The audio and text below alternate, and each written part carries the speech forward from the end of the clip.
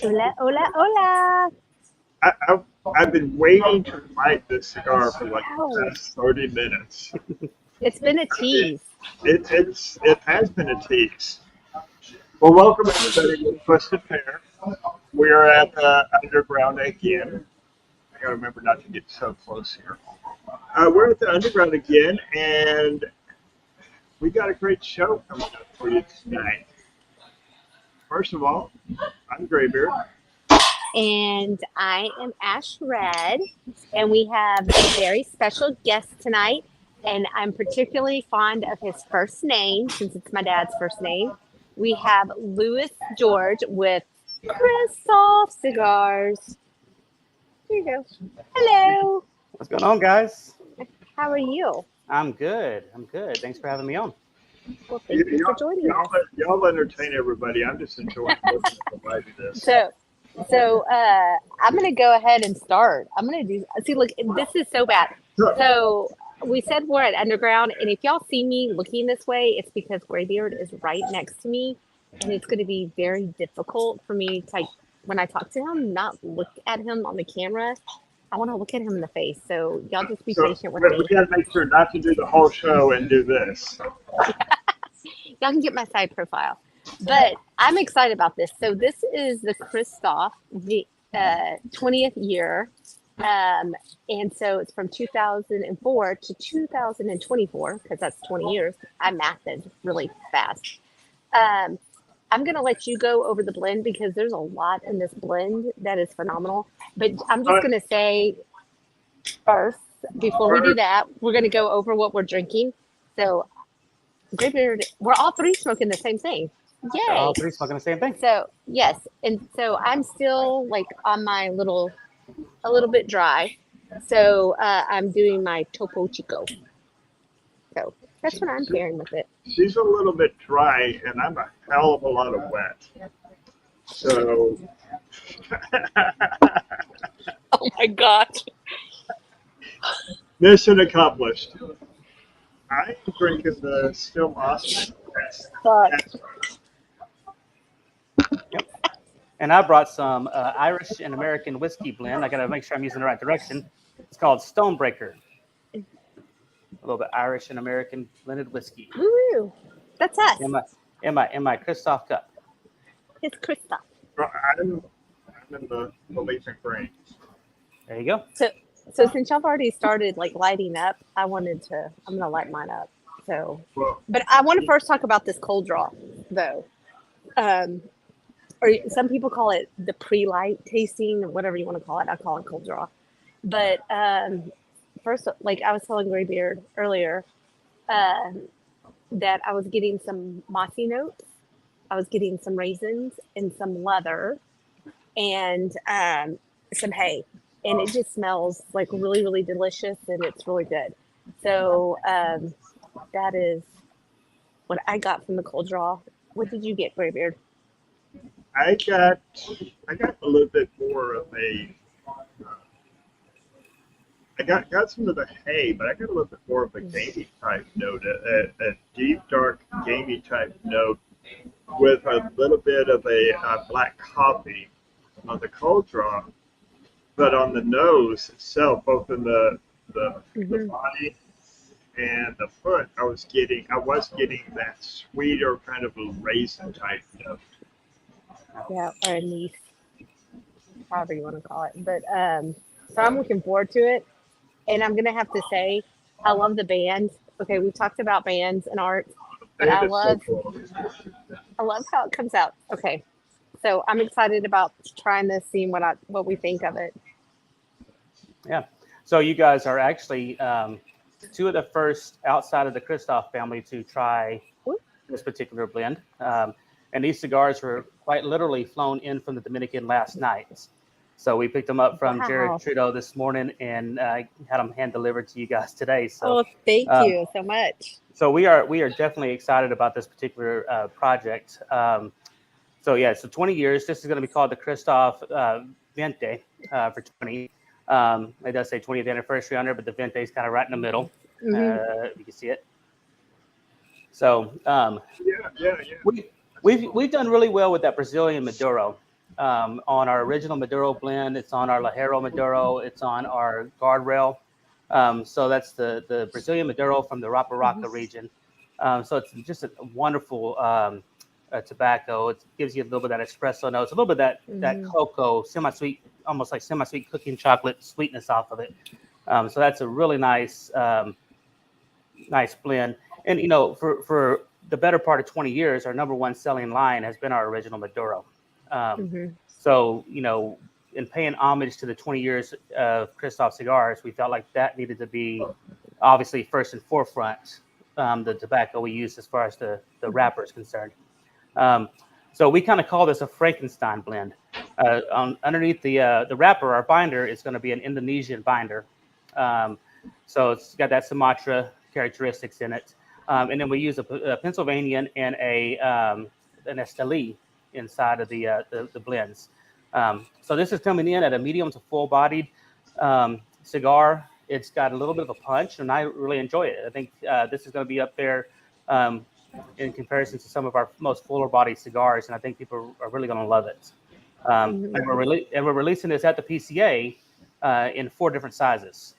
So we're releasing it as a traditional Robusto, the Toro, which is what we're smoking, and then we're going to do it in a Gordo, and then we have, if you guys saw I don't know if you guys have seen our TAA exclusive from this last year, that Connecticut, what Glenn's calling a shortcut perfecto, we're releasing this line in that shortcut perfecto as well. So it's an absolutely beautiful presentation, beautiful cigar, and still learning the taste notes myself. It's really a good cigar. Right off the bat, on the first couple of draws on it, that nice meaty gamey note was continuing on with it, and definitely the black coffee, a little bit of a chocolate note on it, which is interesting.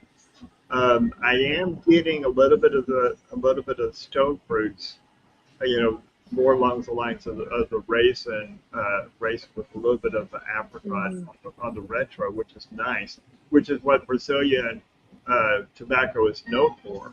Right. Which I really love about it. Definitely full flavor on this one. Yeah, but I'm getting more of the stone fruit and the espresso. Like, I want an espresso martini right now because it's making me. That espresso is really good and bold. That raisin on that aftertaste, it just kind of hits you and just kind of rolls through your palate, and it's there on the retro. Very smooth retro, and it's not. It's like a soothing, because sometimes you have cigars that can go too much on the retro and too much smoke on it, and it's just the right amount on that retro. And what I'm also noticing is that the body itself, the smoke, the viscosity, the mouthfeel of the smoke is kind of crisp. It's not really heavy feeling. So I would say as far as the body itself, but the way that the smoke, nice good amount of smoke coming from it, but it's a little bit more on the lighter medium as far as that weightiness of which is nice. I mean, this would be a really good summer cigar right off the bat.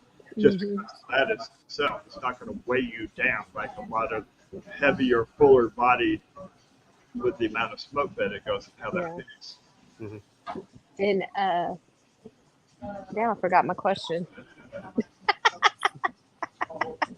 I was going to say something, but it went somewhere. So you said that y'all just got these yesterday. It just came off the airplane? So literally, Jared Trudeau, just our executive vice president, just came back from the Dominican yesterday. So I had him bring some back for us to try out tonight on the podcast. So. Well, and Zach, smoking great. He brought it over to me today, and came down here to the UG, was spoken with me for a little bit. So, I mean, literally hand delivered from you guys through Zach to us today. Right. So thank you. Absolutely. Yeah. I mean, so far, just like off the beginning, it is really, it's it's a beautiful smoke. So I kind of wanted to go into like the beginning of Kristoff and like how it started and all of that stuff because they've been around for 20 years. So if we Right. can kind of have a little bit of background about Kristoff, because it's it's some people know it, some people don't. So let's introduce it because if y'all haven't smoked a Kristoff, and the biggest one is Kristoff, pissed off in the Maduro. Right. So So, a little bit about our history. We'll start with Glenn Case. Um, he can tell the story better than anyone else. And if anyone's interested in ever checking it out, we actually just relaunched our Kristoff.com account. And there's stories on there, videos of Glenn telling the story about okay. Kristoff.com, which is really cool. But Glenn was a vice president of one of the big banks out of the Midwest for years. And he and I kind of have that similarities. I spent 20 years in banking. So we kind of you kind of get done with the corporate politics life sometimes. So he was in the process of making the decision to kind of start transitioning his career to something different. So he actually came back into the cigar industry. His wife Terry, her family grew up as brokers in the industry, and Terry had been a broker prior. So he talked to Terry. Goes, hey, why don't we get into brokering cigars? So let's start a company together and let's go broker cigars. So basically, he takes his brokerage company, and he's got some of the big brands out there. And within like 6 months of him opening up this business, his largest line, he basically grew that production by like 60%. Just phenomenal numbers in the market. Well, the line calls him up. The president calls him up and says, "Hey, Glenn, thank you so much for the hard work. You did such a good job for us. You're fired." So he lost his job that quick. Wow. So he went to Terry, and he goes, "We did a good job. Why do we get fired?" And in the industry, we know brokers know that you're going to surpass the product. The product's going to eventually grow to a point where that company now can employ internal reps like myself to go in and sell the cigar for them. So he learned pretty quick that that's kind of the line that was going to take, and he's like, that's just kind of stupid. Why don't we make our own cigars? And 20 years ago, Terry goes, "You're a gringo. What are you going to do? Why are you going to make cigars? You're a gringo." So for the longest time, for the longest time, he referred to himself as the gringo in the cigar industry, right? You can't say that. You can't say that in 2024 anymore. But so long story short, Kristoff Cigars was born through a relationship with Rolando Villamil, who at the time ran the Charles Farman factory down in Santiago, Dominican Republic. So he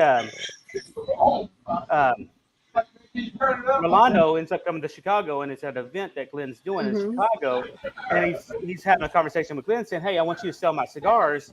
And he just basically looked at Rolando and goes, "Hey, really, me and Terry had talked about actually getting out of the business and starting our own cigars." So almost immediately there was a bond between Glenn and Rolando. Rolando goes, "Well, why don't you come down to Santiago and let's talk about us rolling the cigars for you?"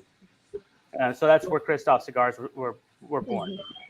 So we had, obviously, as the company's going, you have some ups and down patches, but that relationship built a strong bond over the years. So now we're up to 24, 25 blends, and we're doing really well. I mean, every year it's getting a little bit better. Unfortunately, about 3 years ago, we lost Rolando. Rolando passed away suddenly. So. Sorry to hear that. Yeah. So and we had a tribute cigar come out last year that is near and dear to all of our hearts, but especially Glenn's. About 3 or 4 months before Rolando passed away, Glenn's best friend, his name was Chuck.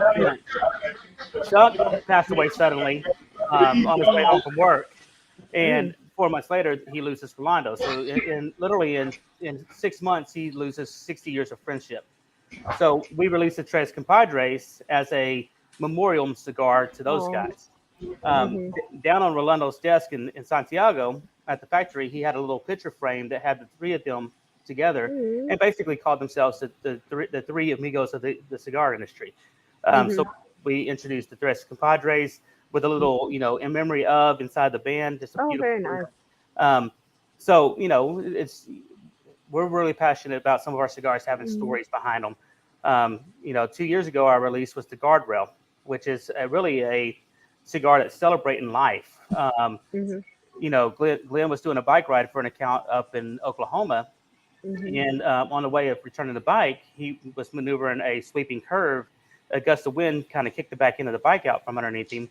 As he's trying to correct it, he pegs it and he crashes into a guardrail doing 70 miles an hour. Yeah. I mean, if it wasn't for the guardrail, he would not be here today. So that's the Guardrail. That's the name. That's the story behind the Guardrail. And ultimately, he owns a Guardrail in Oklahoma City because he had to buy the Guardrail. Oh.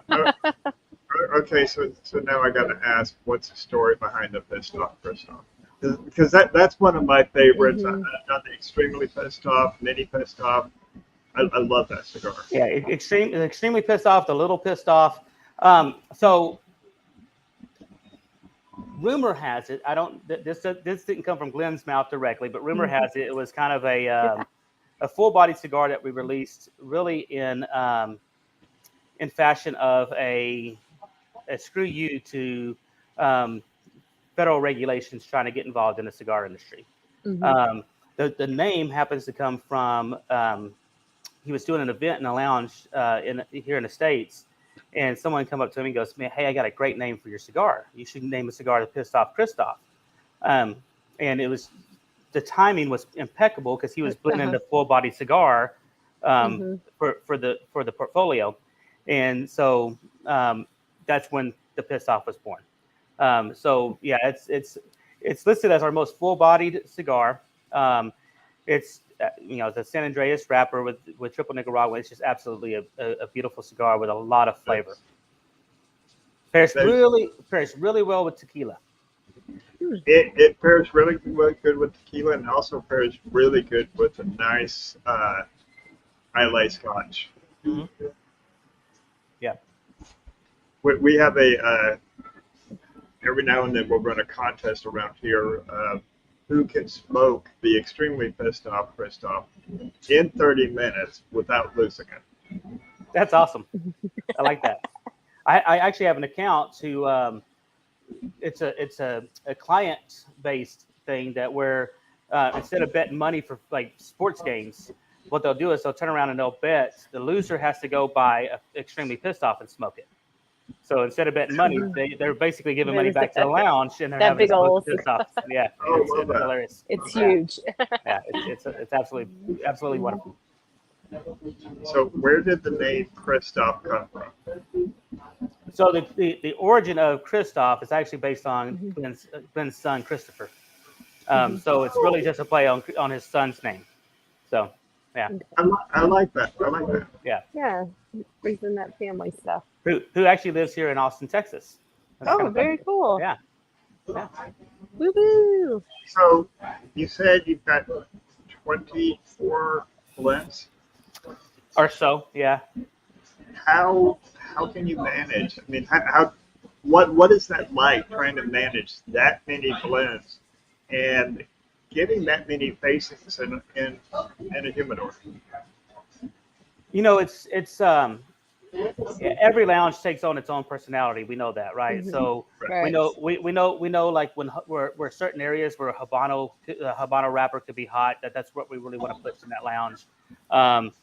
We actually get reports every year about our top, basically all of our SKUs by the number of boxes we sell. So our job as sales reps is to really sit down with the owners and say, hey, you have this line, you've moved this many boxes over the year. This line itself, it's not moving for you. Let's look at letting that resolve by attrition, and let's put something else in its spot. So that's really what we do. Being for years we were considered more of a boutique brand. So fighting for shelf space has always been an issue, and it's going to continue to be an issue. So it's really just putting out our best lines and then what what the store likes itself. So when I go in, if there's something new, I make sure that the staff gets to try it out and gives feedback on it. And that's kind of the way I approach it. Well, I have a question. Are y'all going to keep these, or are these LEs? No, these are full. This is a full-time run. Okay, Right. good. Okay. See, I'm already thinking. I'm like, this is really, really good. Mhm. I haven't even started the pairing on it yet because I'm just enjoying this. Mhm. The chocolate with the espresso Mhm. notes we're talking about. I'm still getting the gamey notes in through it, and the retro is still so beautiful. And just look at the construction on this. The wrapper itself is gorgeous with the oils that's on the wrapper. It's a little bit of toothiness on it, but I kind of like that because it adds a little bit of character to it. Right. We've got a nice, good, solid ash, keeping a good burn on it, which on a larger Toro, it's kind of hard to keep a nice, even burn on Right. the larger three gauge. So Right. this is looking good so far. Mhm. Okay. Well, I'm going to tell you my favorite. I kind of told you.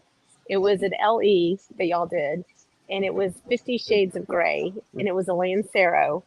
And oh my goodness, that is like one of my. Someone gifted me 2 of them, Right. and it was a phenomenal smoke. Then I managed to find a 5-pack, and I think I have 2 more left. But it is like, if you can find it, the 50 Shades of Gray, it is great. And it came out about that time of the movie, so thus the name 50 Shades. Right. And we know that the reason why you like it is because of the book of the movie. Right. Right. Yeah. So it Let was me a tell- release. It was a release in 2019. So it Okay. slightly precedes me, Okay. and I haven't smoked that. So when you told me about it, I Yeah. looked it up. So yeah, it actually looks fantastic. It is. It So is beautiful. I may have to come steal one from you. Good luck. I'm trying. Right. Yes. And it's a Lancero, and that's one of my favorite. I love Lanceros. I think it's a lot of people do not enjoy Lanceros because a lot of men feel like it's too feminine. Mm. But if you want the best construction, the best taste, the best flavors, then you get a Lancero. Right. So, and just for the record, I didn't read that book and I didn't watch the movie until I went to a naughty girls party. That sounds so. Until she smoked the cigar, then she had to go back and watch Yeah. the movie. So yeah, and so but if you look on my page, you will see fishnets, handcuffs with the cigar. So there you go, and a mask. So it pays tribute and There homage we go. to the movie. Awesome. Yeah, so my favorite Vitola is also really is the Lancero because it's just a flavor profile. You get a pure, it's just amazing. And we do Lanceros across a lot of our lines. We have a couple. Yes, y'all do. We have a couple lounge, like we make a lounge exclusive pissed off Lancero. That's actually it's a brilliant smoke, but it's a lounge Wow. exclusive we do out in the eastern countryside. And then I've got an account that's got a Cameroon and the shade grown Lanceros, which are just absolutely beautiful. So yeah, Man. Because I knew y'all did have a lot of Lanceros, which is nice. yeah. Oh man, We don't sell enough of them, but we do have a few lounges that are really behind them. but there's a few lounges that do really good with Lanceros. I want to try this one in a Lancero, but I know that the Arapaca leaf is really hard to do. I mean, it's a very complicated leaf, and it's really hard to do that in that type of in that Vitola. But our original Maduro actually does have a Lancero, so it's that same wrapper leaf. So you might check out that one if you can find that one. The original Maduro is out. That's a regular production. That's not a lounge exclusive. Did we lose Graybeard? Yeah, I think we did. We did. He's coming back on. I looked over. I'm like, where'd he go? He disappeared. and that's the thing is, it's like I love that you have some of those lounges that are just backing behind that Lancero Oh yeah. Oh yeah. because and that was one thing when I was working in the lounge doing my apprenticeship that I was like kept telling the guys, try the Lancero, try the Lanceros, try. And they're like, it doesn't look right in my hand. And I'm like, why do you care what it looks like in your hand? Why are you, why does that matter? The taste is what matters. Right. So yeah. So But now we're throwing out 10 by 100s and everything else. oh yeah, y'all go from one extreme to the other. Now we don't. Now our biggest is actually 770. Yeah, that's pretty big. That's about where we draw the line. Yeah, that's lockjaw. That's pretty big, especially for the Kristoff Kristoff. Right. What makes it such a challenging smoke is because I mean it's 770 and that is the powerhouse of smoke. Right. So like the 770 lines come in our Cristania lines. We have two 770s. Now our Kristoff is an 8.5 by 60. Is that extremely? So it's actually the same size as the digger. That's that same size. Okay.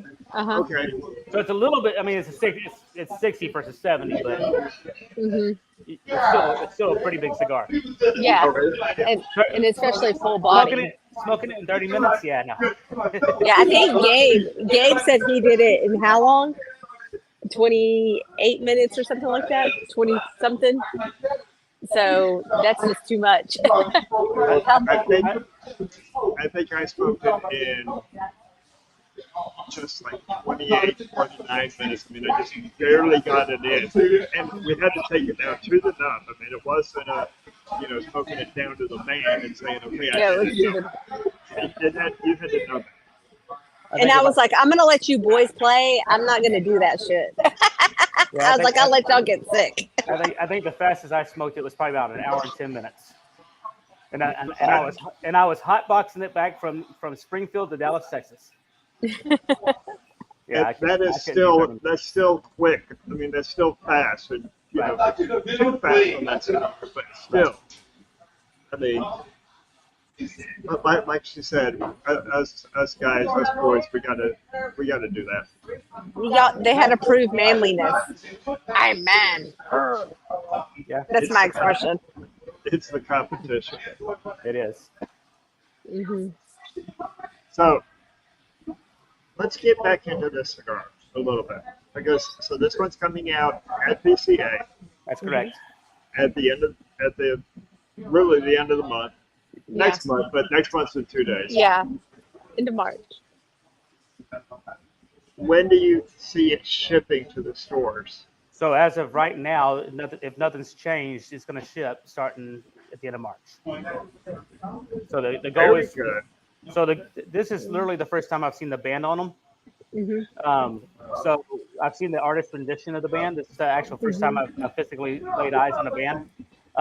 But the goal is to get these out to start shipping at the show. So unless something stops that production, shipping concerns or something, that's what the plan is. So that's where we're at. Do you know how many boxes the first run is going to be? I'm not sure how many we produced off the bat. I know we're anticipating selling quite a bit, and they're still working on some strategy behind that. But yeah, I'm not sure the exact number. Yeah.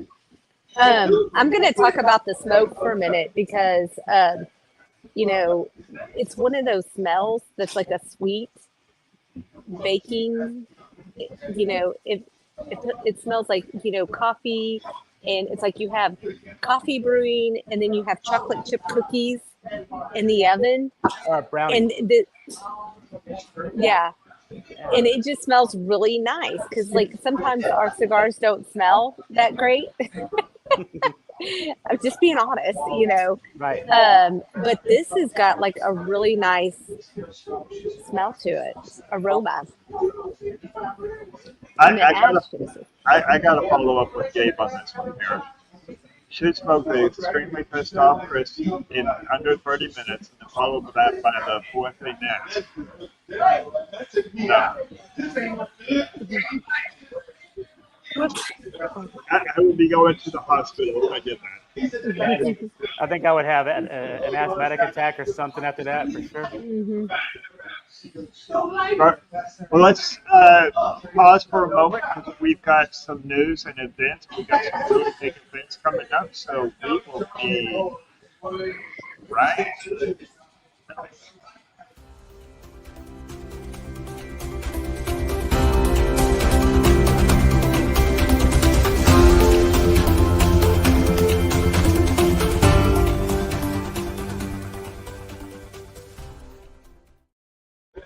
Okay. I know you got some events for us. Yeah, see, here we go. So, not this weekend, not the first weekend of March, but the following weekend, which is the 9th and the 10th. And we are at the Underground having no fucks given. No fucks giving. That actually sounds pretty good. Like for Thanksgiving. We should have another time. But no fucks given. And it's when you have all your boutiques coming out and we have specially blended cigars or they're giving you a great deal on a sample pack. And a lot of the times the owners are out there, the blenders are out there. It's a great time. You get very unique and special cigars. Be ready to spend some money because it's fun. You can't say no. Oh, Saying no is hard. it's a lot of fun, lots of really good food, lots of Yeah. foods there.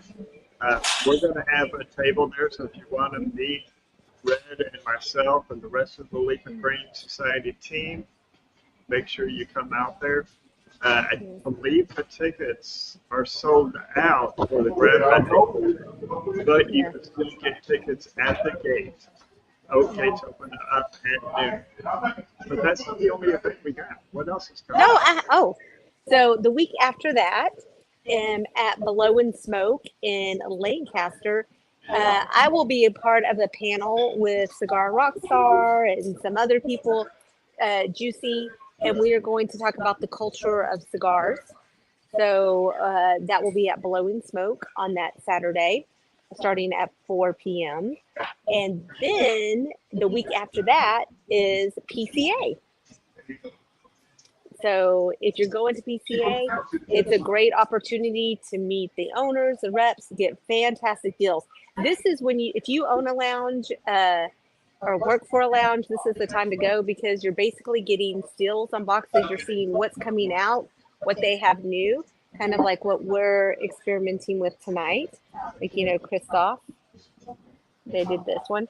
So it's exciting to see the new cigars that are coming out and changes that they've made within the company, things that they're doing differently, like boxes, bands, maybe coming up with more Vitolas. So if you're going to PCA, it's going to be a great time. So that's my events. Boom, boom, boom. Awesome. As far as news goes, one of the big news announcements that came out within the past couple of days is, and we've had Greg Free on the show from what used to be called Forte Libre, and now the brand has the name change, the brand change is official. The press release is coming out, and it is now Fortese Libre. Now I can't say it. Fortalite. If we say it very Italian. Fortese Libre. He's gonna watch this and he's gonna be like, I'm gonna phonetically spell it for y'all. All right, now he's gonna message both of us and go, "What WTF?" Other big industry news: Milestone has announced that at PCA they are going to be releasing their Connecticut Corona Board of Calls of Justice, and I'm looking forward to seeing that one because I really like that, especially the War Bear. I love what they're doing. So we haven't seen anything new come from them in a while. So it's really looking forward to it. Mike, the founder, says when working with the factory, I highly recommend you work with the factory that actually keeps records of the blends from a close decade ago, so you can recreate it to a T. The Corona Border Justice measures at 5.5 by 46, will be available with 21 count boxes and it is an Ecuadorian Connecticut shape with a Pennsylvania broadleaf binder and Nicaraguan filler. So looking forward to seeing that one coming out. And that's what we have for news and events.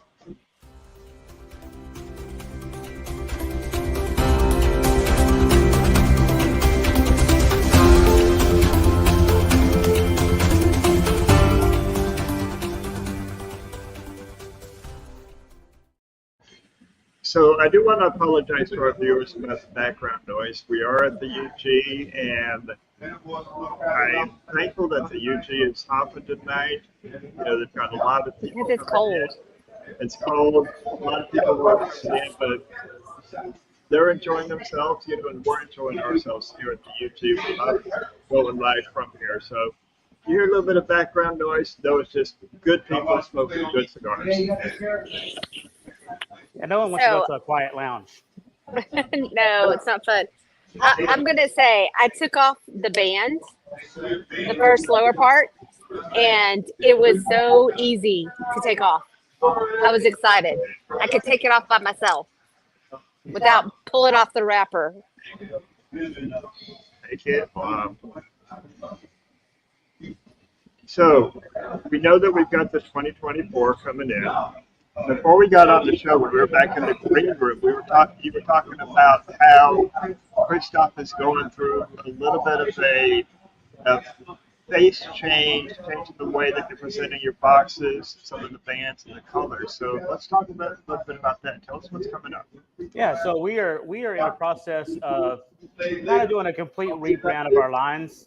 Kind of going a little away from the traditional, what Glenn refers to as rustic elegance. So our bands are going to go to this a little bit more of a modernized box look, wood grains. And all of our lines are going to eventually get a facelift as far as the bands are concerned and just the presentation.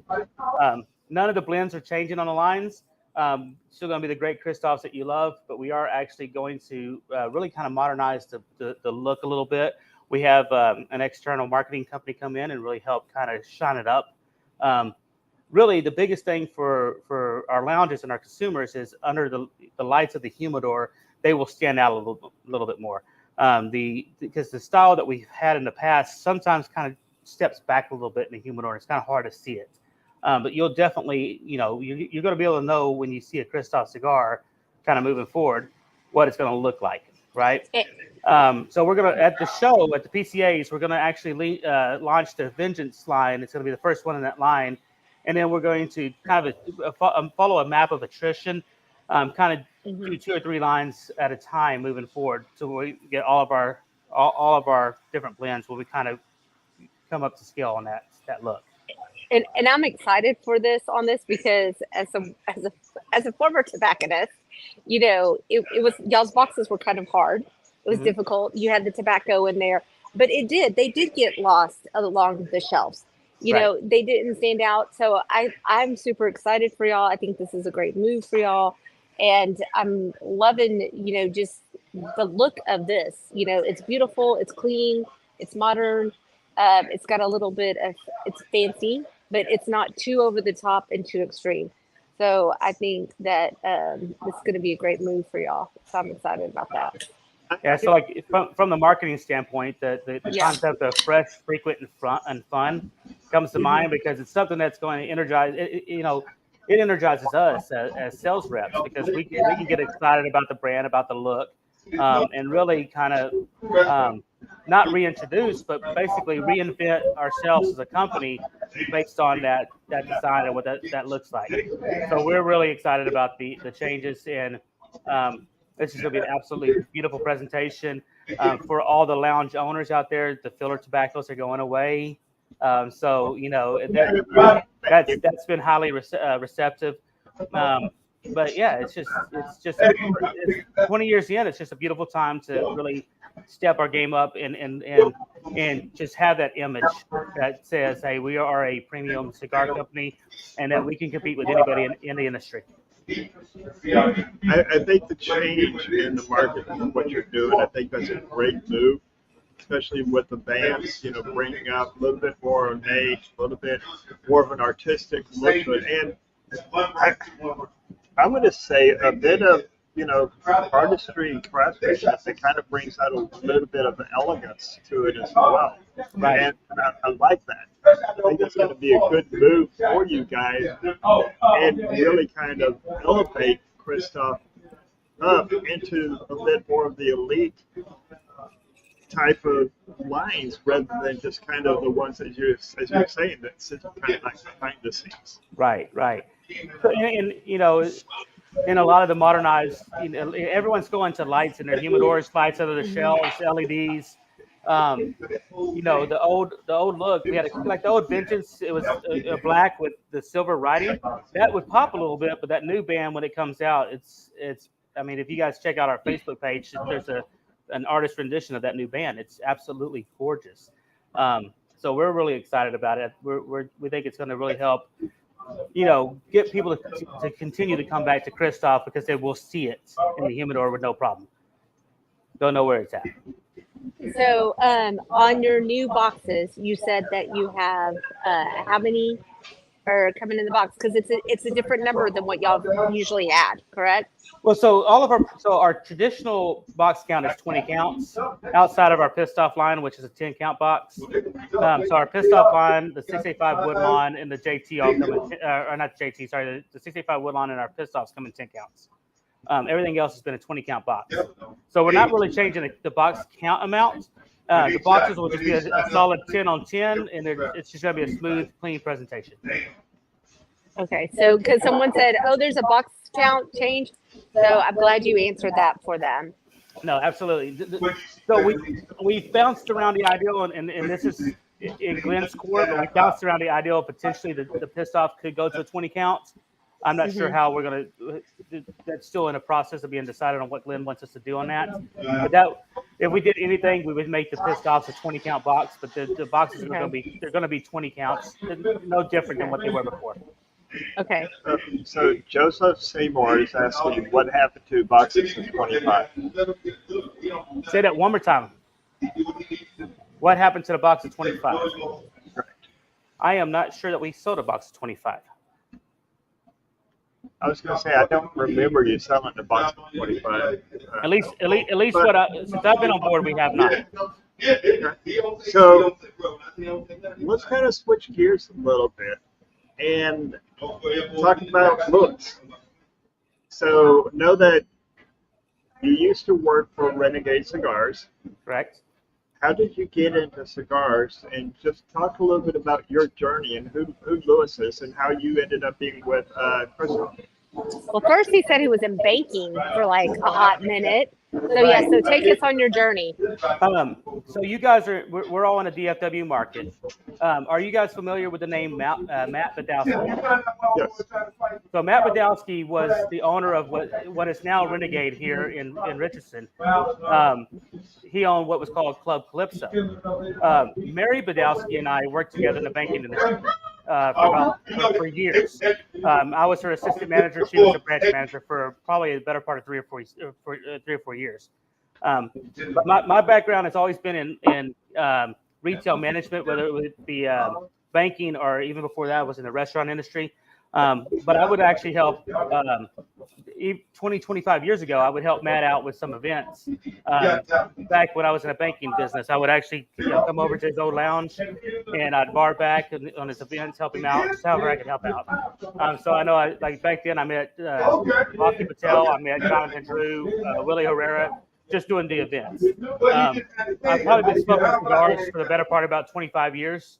I often joke that I smoked my first cigar at like 5 years old, but it was one of my dad's cheap Garcia Vega, the old brown tan plastic tubes. He would always chew a cigar, so I'd always get told, "Hey, go grab the cigars." And from my older brothers, I'm the youngest of 4, so we would go and cut the chewed up part off, and we would line them up in the backyard and smoke them. But anyway, I've always just enjoyed cigars. I've been around the industry for so long. I went on to work for another institution. I was there for about 9 years, and shortly after COVID, I'd lost my job. So I was just kind of at that point where it's like I really don't want to get back into banking. I want to do something different. I've known Scott Sinclair. I've known the guys at Renegade from both founders for a little bit of time. So I sit down with Brandon Hayes and just said, "Hey, man, you guys hiring for part time? Something I can do to get out of the house a little bit, just to not go crazy sitting at home all day." So he brought me in, and I worked here at Renegade for probably 2 years, a little over 2 years as a part-time tobacconist. Most of my knowledge in cigars actually come from Brandon and his expertise. He's really very knowledgeable about the industry. So a little over 2 years ago now, Jared Trudeau they were going through the interview process. The sales rep previous was moving on to a different company. And Jared reached out to Brandon and says, "Hey, do you have anyone in mind?" So Brandon didn't really want to lose me as an employee, but he knew I was looking for full-time work. So Brandon just approached me up here at Renegade one day and said, "Hey, have you ever thought about a sales rep?" And I was like, "Man, I'll entertain anything. I'd love to have that opportunity." He goes, "Well, I got Jared Trudeau. Jared's going to call you, Tuesday or Monday and talk to you a little bit." So literally I sat on the phone for about 15, 20 minutes with Jared on a Tuesday. Was on the phone for probably about 30 minutes with Glenn on Wednesday. In that 30 minutes, I felt like it was a 4-hour conversation. I felt like we became best friends. Was probably 5 minutes into the conversation that he's going through. He's like, "Oh, that's a cool smoker. Oh, you have a bike?" And he's just going through the whole list like he's stalking my Facebook like a pro. But yeah, long story short, I got into the industry based on a couple about my experience, my relationship building with business owners, things of that nature from my past. And man, I've loved every second of it. I really enjoy working for Kristoff Cigars. We had the privilege of going down to Santiago in December for a sales meeting, and we got to really see the factory and meet the family down there, the guys who work at the factory we use, and it really is just family. So it's for me, it's just passionate that they have the trust in us to kind of give us the ownership of the company. I don't feel like I'm micromanaged. I can go out and do my thing. I may have a conversation with Jared once a month, and that's usually just, "Hey, you doing good?" "Yep, doing great, man." And that's pretty much that. So I really. And you have big territory, so Yeah. Usually Texas is a huge state, so there's a lot of times that a lot of reps just have Texas, Oklahoma, and Louisiana, and maybe Mississippi. Right. But are some split Texas? Yeah, or they even split Texas. So you have, who all do you have? I covered the entire state of Texas with the exception to El Paso, but I covered the rest of Texas. I cover Arkansas, Oklahoma, Kansas, and Missouri. So total. I joke with people. I say I cover 4 states in a country. Why not El Paso? Why exclude El Paso? It's so close to our accounts in New Mexico that the guy who covers our West Coast, who covers that New Mexico area, it's actually closer. It's closer for him to come down from the accounts in New Mexico than it is for me to go from Midland and Odessa out to El Paso. Okay. Because that's where my dad's family's from, and so it's a hot minute drive, is what we call it. It's 3.5 hours past 3 hours past. It's like 3 hours past Midland to get to El Paso. Yeah, but because it's all flat and there's nothing, it seems like it's an eternity, and it's all just dry. It's not gorgeous landscape. Right. I remember one drive to Phoenix. And it took us 12 hours to get to Phoenix, but 9 of those hours was to El Paso from here, from the DFW area. So from Dallas to San Diego, the halfway point is El Paso. That's crazy. People don't realize how big the state actually is, unless you're from Texas. Mm-hmm. So we've got a question back, just to kind of step back to the box, because I do want to bring out this question because I thought it was a good one. Gabe asked, what about box size? Any move to make them more standard size, standard width as far as the shelf being used per line? So the Vitolas will be a little bit more standard size. They're going to be a little bit different based on the size, but it's very nominal. It's not much different than what you'd see on like your Oliva brands and your other brands that are 10 by 10 stacked.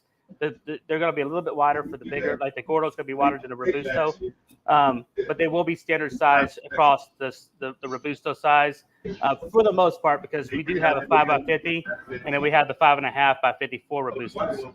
So they may be a little bit bigger for the bigger Robusto, but they'll be the sizes will be relatively pretty standardized. They will be a little bit wider than the current box formats, but the beautiful part is they will actually be shorter too, so they will fit on the shelves. You won't have to worry about ripping the box lids off of the box because of the size of the box. I was guilty of that, Right. of ripping the lids off because they didn't fit the shelf, some of my shelves. So that's good. And I think to me, honestly, I think it's going to be a good and great time for y'all to do it, because if you do, what you were saying is like, we're here at the underground, and if you come in, there's LED lights, all around the humidors. And back when you used to go into humidors, like a long time ago, because we've been smoking for a hot minute, they were dark. You really couldn't see. And I have been in some humidors where I've had to turn on a flashlight because I couldn't see it.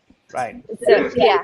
So now they realize that the importance of lights, and it's a very important aesthetic, and it's being used a lot more, and especially LEDs. So I'm excited for y'all. You look at guys in the industry like Nick Perdomo who've done a beautiful job at their marketing presentation and stuff, and they've actually put out a lot of information to lounges saying, hey, you really should do these LED lights because it's going to make it just shine. So that's why I think you'll continue to traditionally see brands going a little bit more to something that pops, as opposed to old traditional kind of flat colored bands. So I absolutely love it. I love, just being able to clearly see the brand and the logo on it. The KC logo looks really good. So yeah, right. So I think it's the right move for us. I think it is too, especially since you're moving away from more of the matte type finish in your bands. To something that's a little bit more glossy, showing a little bit more of an embossing on it. It's really going to help it pop, especially underneath those lights. Right. So what do y'all have? Can you tell us what y'all have coming besides this in the new boxes? Is there anything else, that we're expected to see? So coming out this year will be that Vengeance line. That's the only line that we have right now that's in the books. Glenn has Glenn knows what he's got going on. He's got the mastermind. He hasn't shared with us yet what's next. Usually we'll probably come together right before the show, and we'll have a little bit more, but usually we get a lot of that. We personally get a lot of that information from Glenn directly at the show. We're all together. We'll sit around. We'll enjoy a cigar. We'll have a beverage, and we have a lot of conversation at that time. At the trade show, we're doing our PCA exclusive, which is limited to typically 1,000 boxes. The blend will sound very familiar. The blend's going to be a San Andreas wrapper with a triple Nicaraguan filler in a box pressed Toro. So it's going to have a nice red and black two-tone lacquered box. So it's really beautiful presentation on that as well. And yeah, you'll enjoy that cigar quite a bit. I think I smoked like 10 of them down in the DR in December. So what factory do you guys use? So the factory is actually now known as Tobacco Fine Icon. It used to be the Charles Farman factory by name. But it's now those guys. So really, production for Kristoff, we hold about 90% of the production out of the factory, and then a couple other companies share production. One of them being Epic Cigars. So we're the two big American brands that are there, but about 90% of that production is Kristoff cigars. And that's where the Bronx comes from, too. The box is actually Epic. Oh, the Bronx. No, yeah. I was saying the Bronx, yeah. The Bronx, because yeah. Epic does it, yeah. Right, and that is made out of that factory. And we love Dean and everything that Dean is producing out at Epic as well. Right. Dean is a class act guy. So your journey, you come from banking, got hit by the classic COVID layoffs. I mean, we got two big, really huge layoffs. We've got the layoffs from 9/11, and which is right around the time of the dot-com bomb. Right. And then we've got the COVID layoffs. You went into cigars. Where do you see yourself growing now that you are a sales rep in a very large region? Where do you see yourself going? Right now, doing day at a time personally. Sky's the limits. I've had a leadership role for so long in my life. I can see myself eventually getting into some kind of leadership role with the company. I would love it to be Kristoff. Just depends on how that shapes out in the future. But that's kind of where I'm at, man. I absolutely adore what I do now. I don't have young kids. I had a stepdaughter who just graduated from A&M. Congratulations. That's awesome, man. And so my wife misses my cooking every night, but she knows that I'm happier now than I've been in the years that we've been together. So really, that's to me, it's just a thing. So my immediate future is to grow this industry, to grow this region, to where people know what Kristoff is.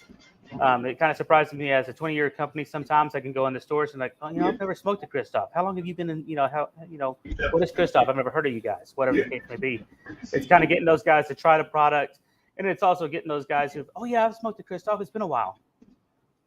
Why has it been a while? And it's trying to understand why they haven't come back to us, because in Sbarro Road cigars, so they're quality cigars. Every cigar we do is straw tested, and our price ranges are in point with where you really want them to be to have a good quality cigar and not break the bank. So we're really proud of that. So we're going to take another break just for a moment. When we come back, Brett and I are going to give our final verdict on the cigar and talk a little bit about how the pairing is going. And then after that, then it's free for all. Please, everybody, bring out your questions for Lewis, Fred, and myself. Right now, we have got the final verdict.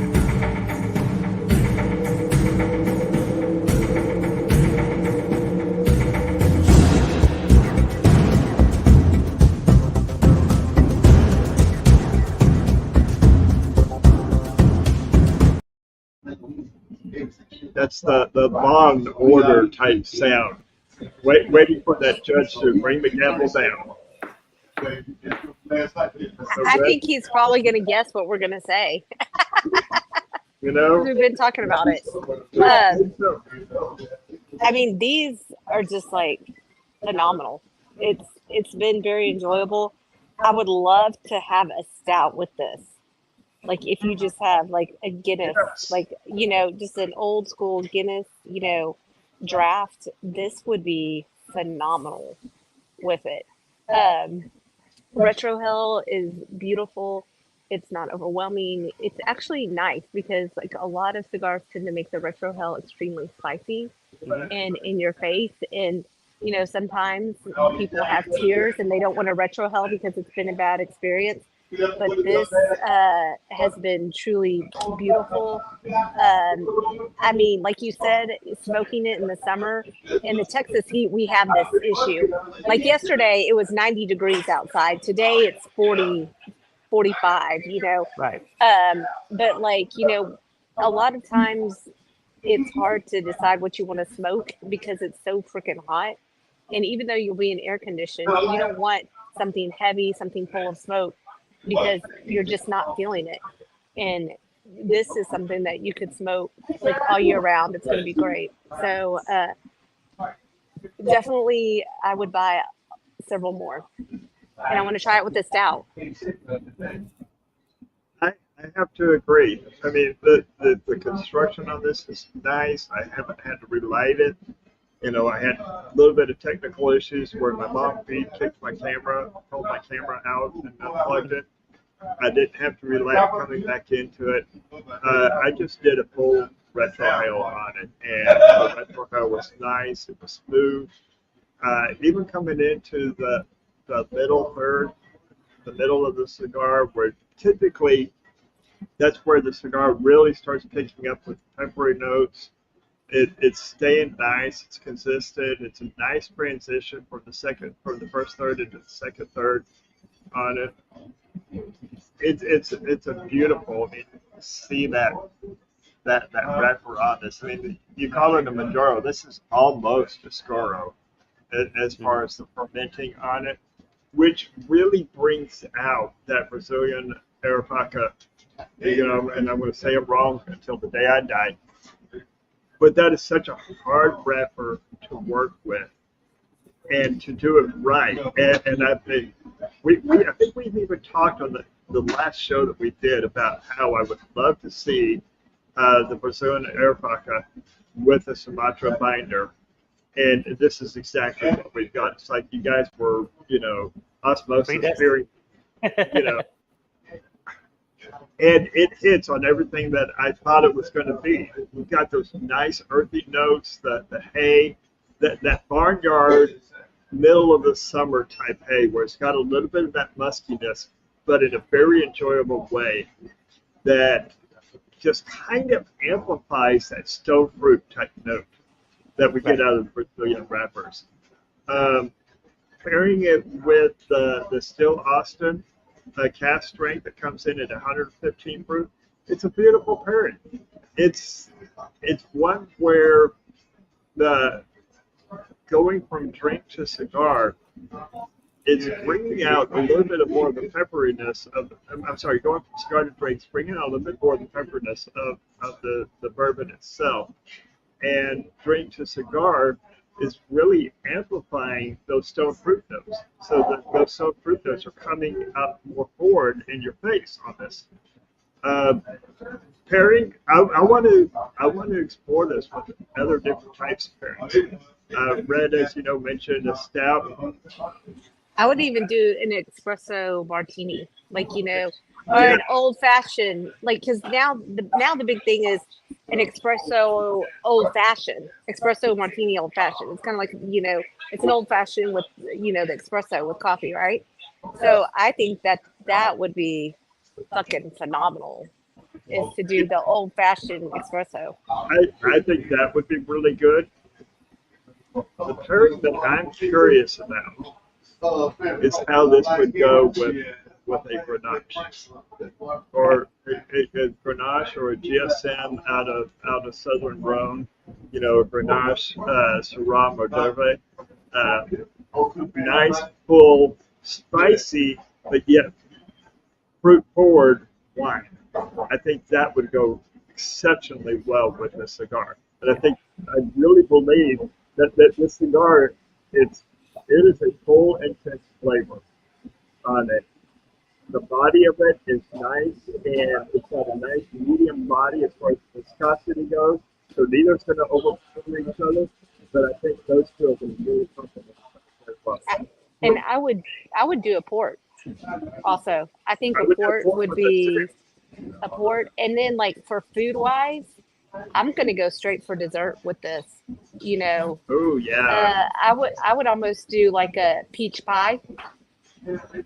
I think a peach pie would be very good. I even said a cookie, like a chocolate chip basic cookie.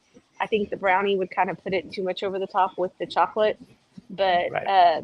I would even do you know, it's not that I'm craving a chocolate chip cookie, but I'm sitting there thinking about, like, what foods would I put with this? Um, you know, I think that would be great with it. More of a I, dessert, you I know. think that chocolate cinnamon roll that we had at one time, because you got that balance of the cinnamon and Hmm. the frosting, you know, the creamy frosting that's on top of it, plus that chocolate really is going to enhance. I think that would be really good too. Yeah. For me, this cigar, I would say this cigar is in that box-worthy, no, that box-worthy category. I want more, for sure. So absolutely 100%. You guys have got to follow them. Go out to Kristoff Cigars. If they're not in your area, contact your local brick and mortar and say, we want some Kristoff out there. So you've heard that. That is the final verdict. We will be right back.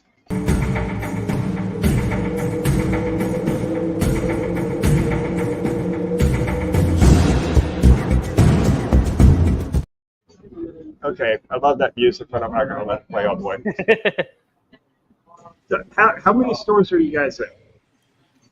Are we in total? Yeah. Whew. So I don't have that exact number, but I'll tell you, we're in 52 countries. So we're worldwide. So we like myself, I sold to 99 accounts last year, and that's in my territory. And I think we're all pretty close to that same realm at the 6 of our reps. So I'd say probably about 600-700 total, if I guess right off the top of my head. I did not realize that you guys were in 52 countries. Yeah, I think it's 52. Yeah, we sell in every country, like most countries. Do you see any market area does better than? I would say that the United States is our number one market. I think if I had to think back through the conversations I've had, probably Germany is really close. Second, maybe even Canada's up there as well. I know we do a lot of business with those guys, but we have our products on the shelf in Japan. We're in tons of countries.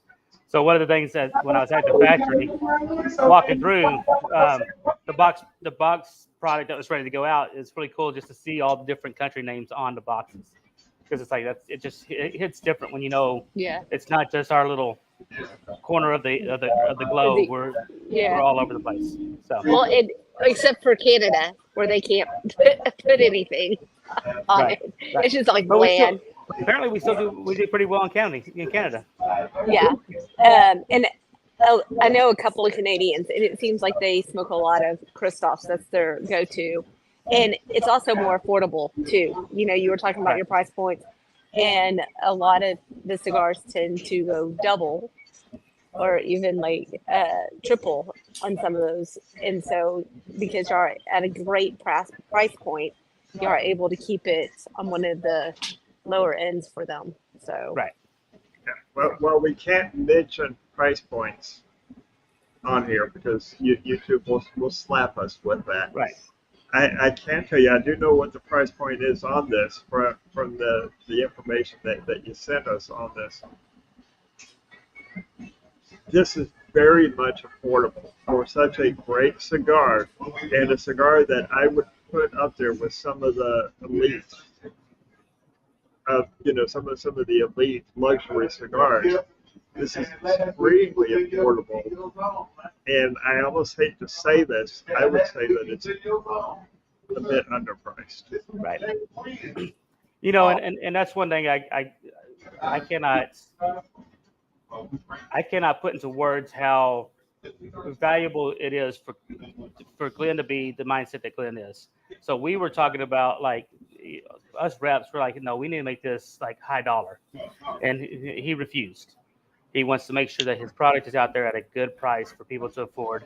That he wants, great quality smoke. We want to make sure it's available, and then we want to make sure that it's at a price point where, you can enjoy it without feeling like you have to think twice about buying a Kristoff cigar. Mm-hmm. I like that. There was a question that Billionaire brought up that said, Gabe said, don't miss it. So it was about like when you're at a great big event, like one of these smoking events, like PCA and all that stuff, how can you do that? So I'm going to go from like how PCA was last year. The ceilings are ridiculously tall.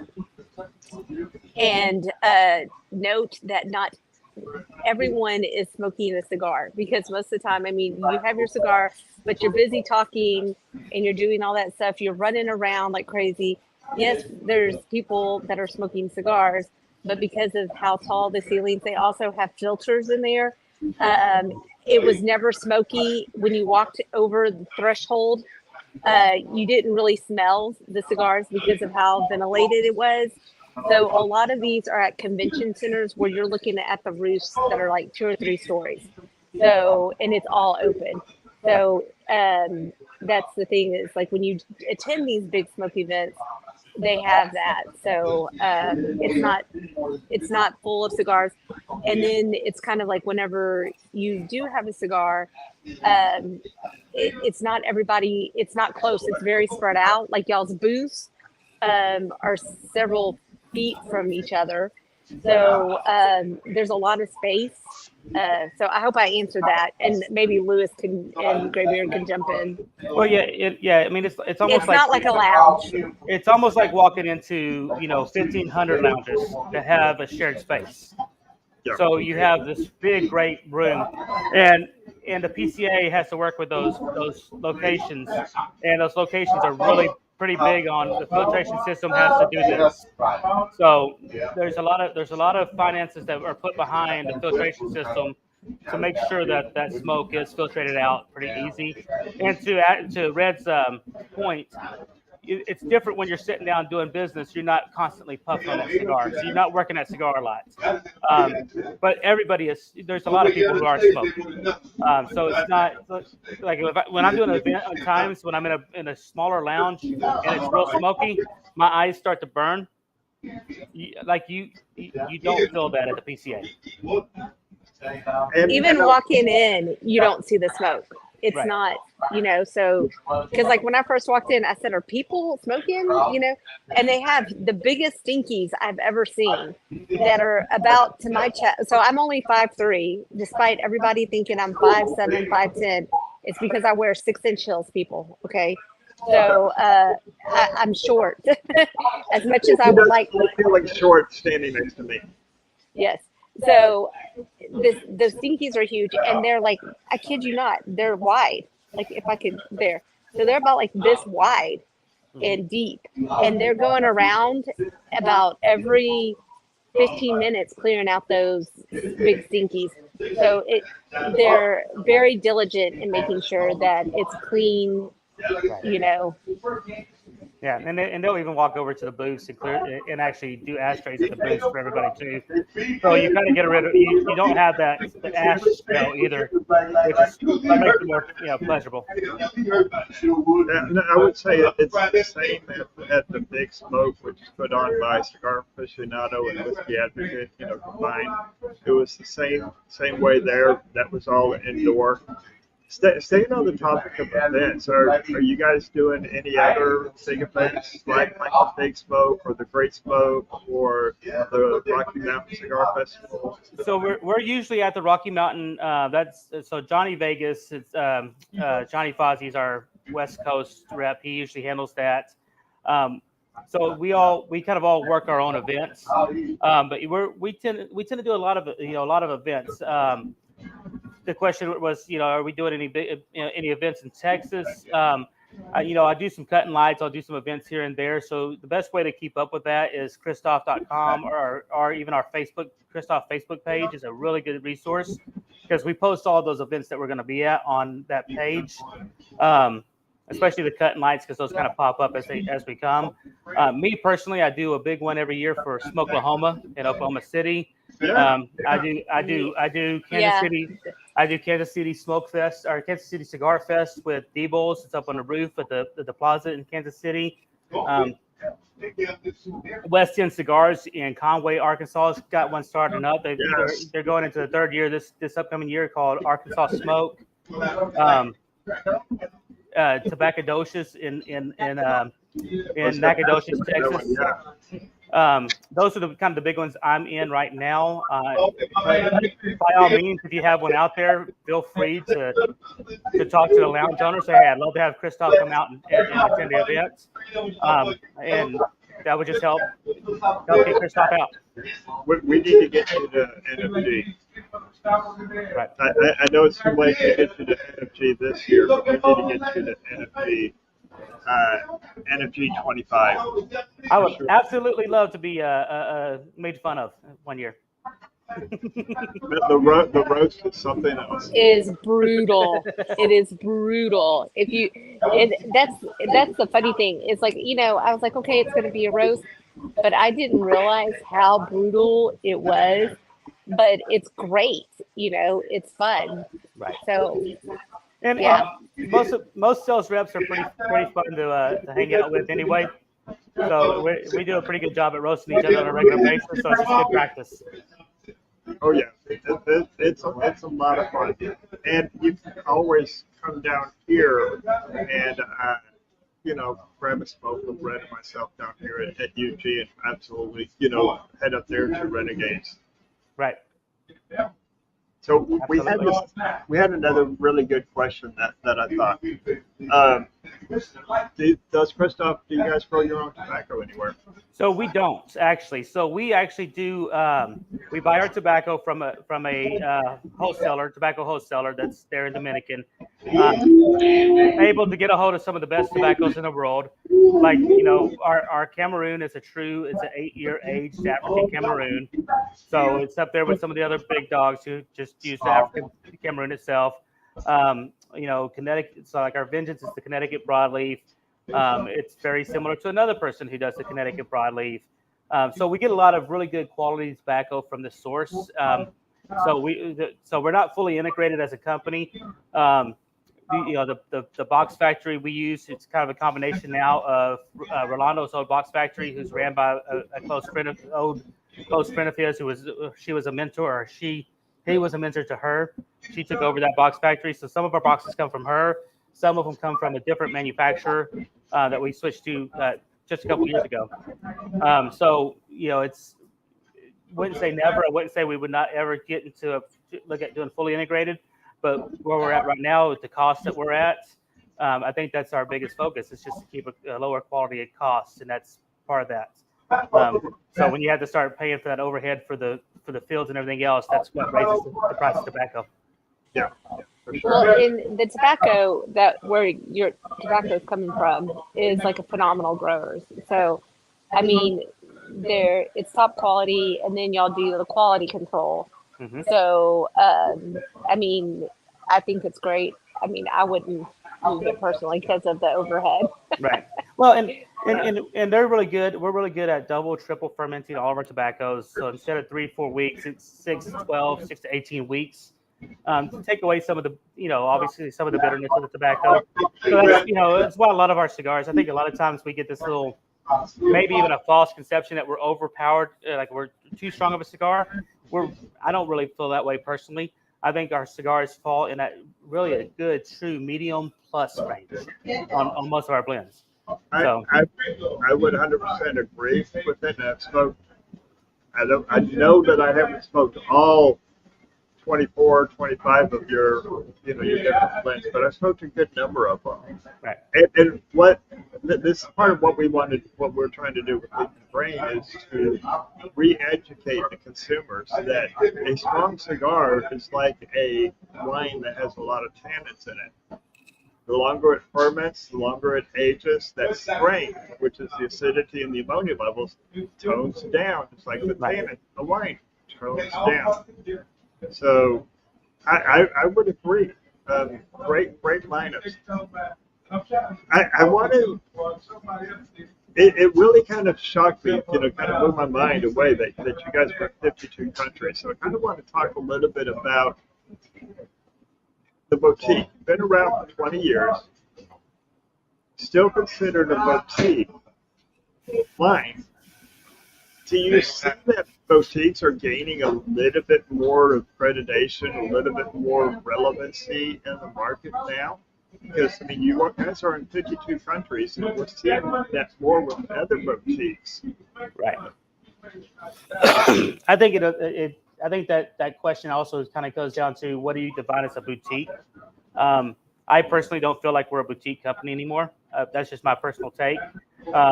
And Glenn and I have had this conversation before.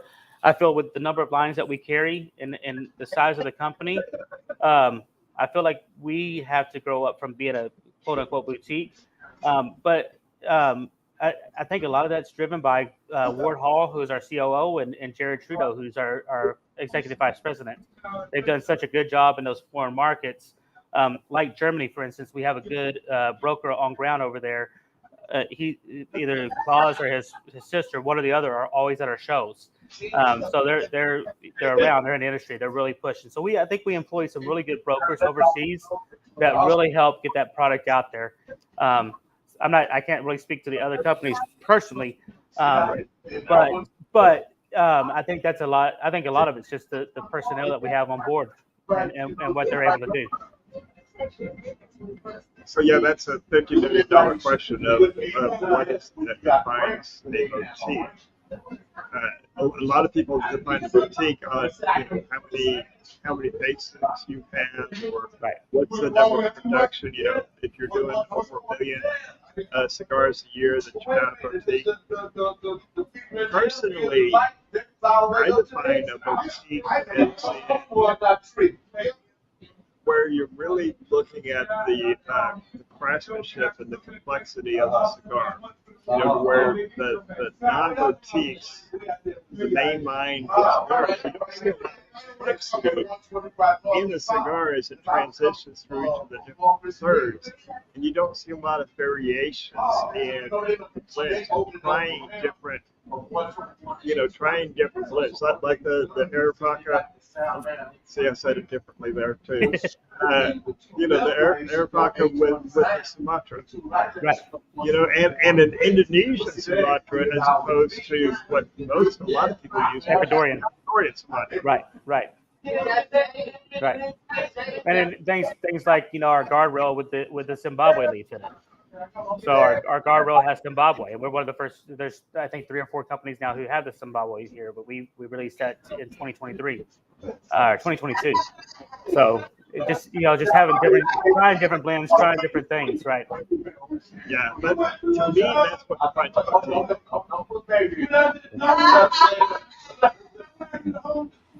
I do want to talk about something back to the cigar. Is like if there's an aftertaste. We talk about the taste when you're not smoking it and doing that, and the taste. Because sometimes like after you smoke a cigar, you get that bitterness. You know what I'm talking about? Right. And it's like the too much and it's too smoky. It just doesn't have a nice linger. And it'll be a phenomenal smoke, but the lingerness and the aftertaste, even though I'm not completely done, but if you just sit there and wait for a minute, it is a great taste. That's leaving. It's almost floral. It's like a floral, which is shocking. And I know it's kind of like it's got that little sweet hay to it, but it's a sweet floral hay, if that makes sense. Right. So, and to me, that's important. I enjoy aftertaste of cigars because like after this I don't want to smoke anything else. I want to grab another one and smoke that one. Right. I think that's a great point. It's just like what we talked about with wines and whiskeys, where you have the finish. In fact, I did a whiskey tasting last week, and we talked about the finish, and one person had mentioned that they were drinking this one whiskey and said, I forgot all about that one. And asked about that. And I said, you're talking about the finish. Well, the finish of the cigar is where that aftertaste that Red is talking about still resides. And whether or not it's going bittery or whether or not for me, I'm getting a little bit more of a peppercorn note in the aftertaste. And so if we got that sweetness, but still a little bit of pepper in there combined in the aftertaste that I'm not getting on the draw, but it's coming in on the finish of it, which is perfect. I'm enjoying it. Right. So what was your first cigar that you ever smoked? So the first one I probably ever smoked would have been that Garcia Vega from my dad's ashtrays back in like mid '80s, right? First one that I can actually probably recall smoking was probably the Edge, it's probably the Decade. Would have been a Rocky Patel because I was the kind of person for the longest time, and I feel like there's a lot of value behind it. Is I related my smoking experience to the principal owner and people that I've met and I know, right? So having met Rocky, that working with with Matt Podolsky. Haven't met Rocky. I was real big on that until then. I did an event with Jonathan Drew, and he turned me on. There's a laugh, it'll make you laugh, but he turned me on to the Acid Blondie. So between the Acid Blondie and the and one of my old go-tos was the original Liga Privada number 9. So ironically, my favorite cigar out of our line is that Vengeance, the Vengeance, especially that Perfecto, because I absolutely love Connecticut broadleaf, and I really like the pepperiness of that Nicaraguan tobacco.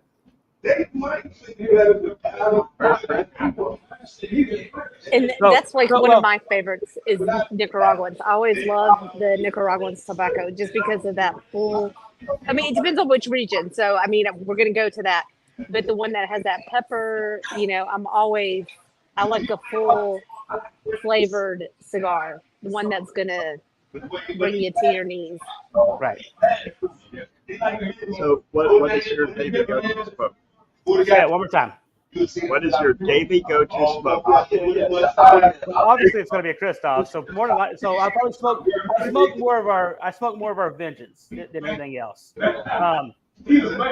Outside of that, I just love to experiment and try different things too, right? I think part of if we're stuck on just smoking my brand or Kristoff cigars, I think we're not doing ourselves a service either. So smoking different cigars and seeing how they compare to the flavor notes and taste profiles of ours is important to me, right? So I try pretty much everything. Things that I enjoyed in the past, Davidoff, one of my favorite Davidoff lines is the Nicaraguan box press. Pretty much anything that Robert Caldwell puts out, I enjoy. Henderson Ventura, the Aventura line, I enjoy most of those lines. So I'm kind of all over the range with it, but I don't ever smoke a cigar and just say, this is horrible, right? I always try to find what I like about that cigar. I've had a few, I won't mention them, that I've come across. It's just like, I just can't do this one again. And, with what Red and I do, like with you, we smoke a lot of cigars, us being on the media side of it. We have to smoke a lot of cigars because we're teaching about cigars, we're exploring the pairings. I mean, that's our main tagline that we go. So, I would say 99% of the cigars that I've smoked, I enjoy. Right. There are a few that I come back and it's like, I just can't do that one again. Right. There's obviously lines that I don't like. I probably wouldn't pay for it. I would smoke it, but I probably wouldn't buy it. And I don't, just for sake of not throwing names out there, I don't want to throw anyone under the bus. Right. But there's obviously some lines out there where it's like, yeah, I personally put a lot of value behind the cigar and the price point on the cigar. So if it's something that I wouldn't pay $10 for, I'm definitely not paying $30, $40 for. Right. And that's just my mindset. So it's, the beautiful part about the brotherhood of the sales rep is a lot of times we get to try those cigars by exchange, right? So here's a cigar for you, here's a cigar for you. We get to try other people's blends. Again, it's one of those situations where when you're not paying for it, it's a little bit different hits. But when you're going in to buy a cigar, there are obviously lines that I would probably not purchase on a daily basis. But those are few and far between. And that's what I'm going to go, say, majority of the ones that I've tried, either given or purchased. I mean, I look at it like, how much would I pay for this? This is my thinking. How much would I pay for this? Would I buy it again? Would I buy it in a 5-pack? Would I do a box of them? Right. Is it something that I would keep in my humidor for a rotation, a go-to?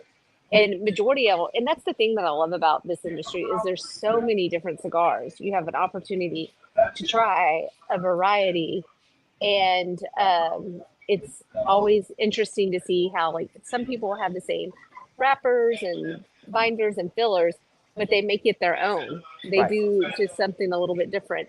Right. And that's one thing that is beautiful about this smoking cigars is you get a variety and it's not boring, Well, we're in Texas, right? how many people smoke brisket. And there are very few briskets that are smoked that are exactly the same, right? It's everyone's got their own little. Everyone's got their own little. The way they cook it, the way they season it, the way. What wood they use, what woods, what combinations of woods. If they're using an offset, you know, if they're using time, just a little. Yeah. Where is the hold point? Where do you wrap your brisket at? Yeah, exactly. So for me, like cigars that just don't do it for me is anything that's like really a mild cigars. I feel like I'm smoking air sometimes. I think it's just because my palate's. I'm the spicy, like I'm the kind of guy who pours a half a bottle of Tabasco on most of my food, right? I love spicy. I love that hit. You know, oftentimes I'll cook at home and, you know, I'll use black pepper and everything I cook at home. And my wife and my daughters are like, oh, that's just too peppery. So, you know, I thought I'd be smart one day and I throw a little bit of white pepper in there. They can't see the white pepper, right? And I put like a quarter teaspoon in some mashed potatoes and they can tell it's peppery. And I'm like, damn. So it's like, you know, I don't taste it. I don't get it because part of it's because I smoke a full body cigar on a regular basis. So I personally like anything that's medium to full or full body. It's where I tend to like my cigars. So like there's some Connecticut's out there that I probably wouldn't smoke on a regular basis, but I try everybody's cigar. I think it's important to at least know what the flavor profile is. Oh, agreed. I won't ever not smoke a cigar that someone has given me. I will always give it at least a good shot, a good try, especially when we've got people that are sending us cigars, asking us to review. Now, one of the things that I let people know is like, okay, if you want me to review your cigar, I'm going to give you an honest review. And if the cigar comes in, below, a score of 90, down into the 80s, doesn't mean it's a bad cigar. It just means it's just missing some things. And I always ask them, do you want me to publish the review if it comes in below that mark on that?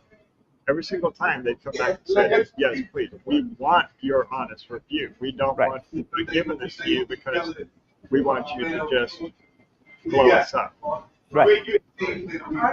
Well, yeah, and that's the cool thing about that is I think sometimes some of our industry guys don't follow that same format, unfortunately, sometimes. I think sometimes they try to be as honest as they can, but it's not always with the right intentions. And I appreciate that because as a consumer, you know when you read that review that it's an honest review, right?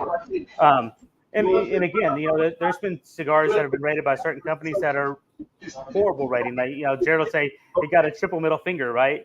So it's like a triple FU. And it turns out it's actually a really good cigar. But sometimes it could be that it just needs a little bit longer in aging, and it could be a totally different experience. And I've come across some of those, like, where I've smoked it and it wasn't ready, and then I'm like, okay, I'll try it in 3 months. Still wasn't ready. Tried it at 6 months, Then 6 months it was getting better. So I knew it was going to be great at a year or a year and a half. Right. And that's what it turned out. It just needed to have a long time sitting in my humidor. Right. And it's funny.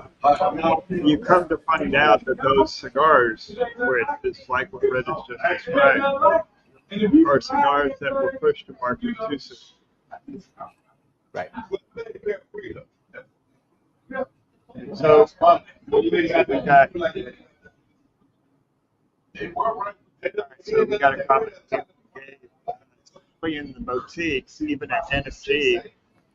Some manufacturers just barely get it in, and you'll know that you've got 6 months.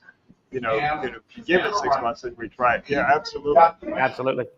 I always say that even in NFG, and we know personally just about every vendor, every cigar manufacturer that comes to NFG, good friends on it. We know what they put into it. I'm still going to let those cigars rest in my humidor for at least a month, sometimes longer, before I try it, just because that's what we've been talking about. Right. And sometimes it's fun to just buy 2 or 3 and and do that intentionally anyway. See what it does to them.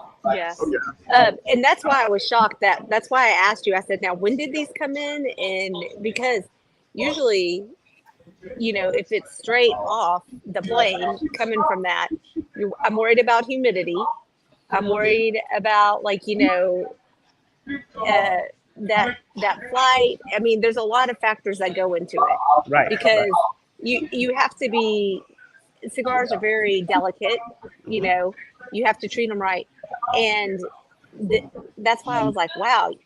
It seems like this has been resting in a humidor for like a hot minute, For a while, yeah. for a while, and that's another thing. When they go to PCA events, sometimes those guys just get them right off the floor, after they've been rolled, banded, and stuff, and it's the first event is at PCA, Right. and so but it's amazing. You'll go months later to smoke it, and it's a completely different cigar profile and everything. And oftentimes they're white banded or they're not banded at all, right? So a lot of times at PCA, like literally the last 2 years, both of our new releases, the three new blends we did, we literally glued the boxes together at the show, put the bands on them ourselves, and built the box, right? So you're absolutely right. That's why sometimes, even at the show when something comes out, oftentimes we don't release them until 2 or 3 months later. But this project has been working for actually a little bit of a while. I think Glenn's been working on this for about 3 years now. So these cigars, when the first one I smoked in the DR, to me it came across a little bit like it needed a little bit more time, right? Just came across a little harsh. Part of that was because we were sitting on the patio in the rain in Santiago. It was 85 degrees and 90% humidity, right? So it just wasn't the experience wasn't the same. But man, the one I'm smoking now, this is the first one I smoked since we got them in, and it's just absolutely. I'm impressed. I like it. I want to know how it is that bread has got hers down to the nub. She's nubbing it, and it looks like we're both about the same. I'm a fast smoker, and I haven't talked as much as you guys. I want to bring out Gabe's point. Gabe has some really good advice here. Buy multiples, especially when you're growing a palate. Try one, and again in 3 months, 6 months, and in a year, and compare your notes before we get to those. And I want to say that's so important when you do that is to get them from the same box, because then you know that you're dealing with the same blend, same age, same rest, same aging, same fermentation. Whereas if you were to do from multiple boxes, there is a chance that some could be aged a little bit longer compared to other boxes. Right. Well, you think about the loungers, right? When they get these boxes in, a lot of loungers have so much backstock, they may be throwing the newer stuff on top of the older stuff, right? So if they're not rotating out their inventory and grabbing from the stuff that's been in their humidor for 3, 4, 5 months, you might be getting something that hasn't really aged in the States long enough too. So that's exactly right. So you grab it from the same batch, you're getting a consistent cigar with a even playing field, basically. Yeah. Even with reviewing, what we'll do is we'll get 2 to 3. When I'm doing a review on a cigar, I want 3 of that cigar from the same box. I'm going to smoke one, not take any notes on it. Then smoke it again, work the review from that, and then about a month later, come back in and smoke it again. See if it's changed any, and if I need to, then I'll come back in and do an amendment too. Yeah, I can follow up. Yeah. Follow up on it, especially if it comes in at a lower rating. That's what's kind of the index. And I revisited it about 6 months later, and it was from the same box, and it was completely different product. So I reached out to the brand and said, okay, I smoked it again. It's coming in at a little bit better. do you want us to do it first? Do you want it, have you experienced that? And they said, no, we appreciate the review that you gave us the first one. This gives us some good information, good feedback on what we need to do on the upcoming forward, moving forward. Right. Yeah. So, Gabe come back says, remember first time doing a blending session in Nicaragua for a strong cigar in July, 100 degrees, high humidity. It was not fun. It's a completely different smoking experience when you're down there and smoking the cigars. One of the hardest things is keeping it lit. they want to stop burning. Yeah, it's almost like when you're in Houston in the summertime. It is like, you're out down there in Houston or Corpus, Galveston, and August, it's like 110, and that humidity, is still there, and you just can't keep it lit, and it's just miserable. Right. So my travel case that I carry is a big. I use a Harbor Freight's Apache case, but it's the big guy, right? So I have 400 cigars in there at any given time, but I can end up going from Missouri this week down to Houston next week, and just trying to keep the balance of the humidity in that box. It's amazing what it can do to those cigars in that short frame of time, right? So it's something we chase on a regular basis too. We're just traveling with roadstock. It's just, but the smoking experience is different too. I can sit on the back porch at Galveston Island Cigar and smoke a cigar, and it's going to taste different than what it's if I'm sitting up in Outlaw in Kansas City smoking a cigar, watching a concert, right? Yeah, and I will say that back porch in Galveston is beautiful. I like watching because there's a lot of sailboats that are in there. I don't know it's just a neat experience. I don't know if you can. I don't know if I can get that in an angle that you can see it. Oh, very cool. So Galveston is home for me. That's where I was actually born. Really? As they say, B-O-I. I'm a boy. I'm B-O-I. Born on an island. Very good. Very, very cool. Oh yeah. But it is, and a lot of times, like, people will sit there and say, my cigars, there's something wrong with my, I'm not keeping my humidor correctly. I'm not doing this, and then I'm asking, okay, what's your weather like?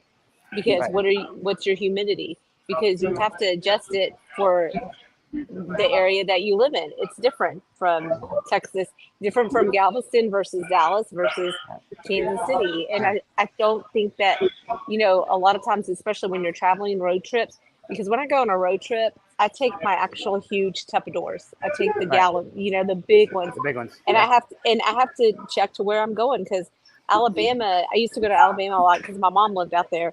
That humidity is different from over here.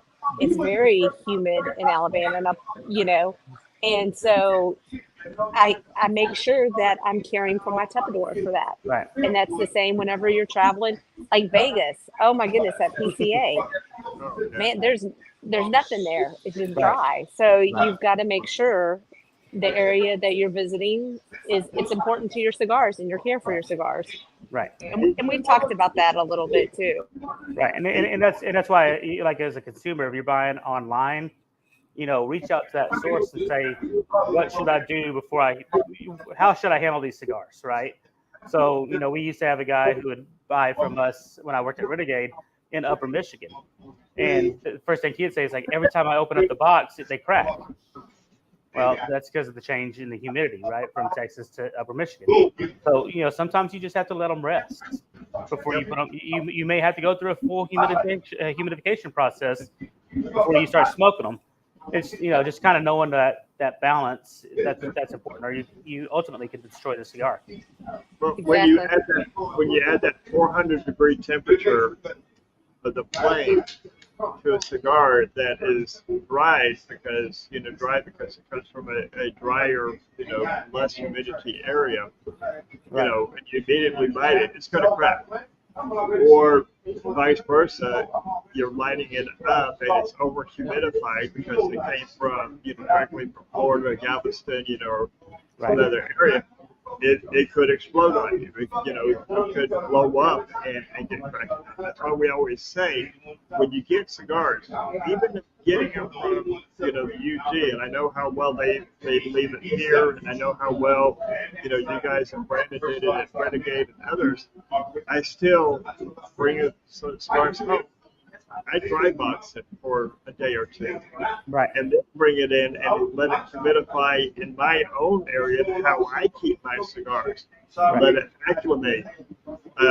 We did a show that it's during the summer, and it was 106 degrees outside. It's back when I was able to still smoke on my balcony. And I went and took the cigar mistakenly, knowing better, directly from my desktop humidor, directly outside to the 106 degree weather. And as soon as I lit it up, it cracked on me.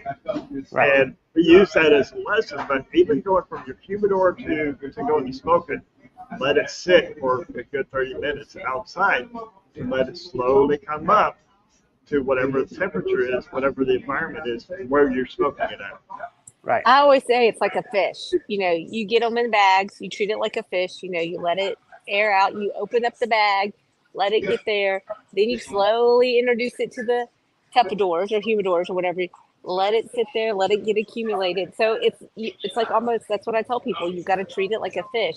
And I had the mistake of, I ordered cigars and it was someone from the north, and it was during the summer, and they sent them to me, and they didn't send it with the Bovita pack.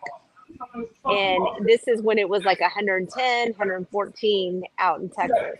Mhm. And that was one thing, is kind of like, I reached out to the shop and I said, hey, when you're sending them to Texas, like these heat, New Mexico, Arizona, you have to pack a Bovita in there because it is so hot and it keeps the humidity of the cigar.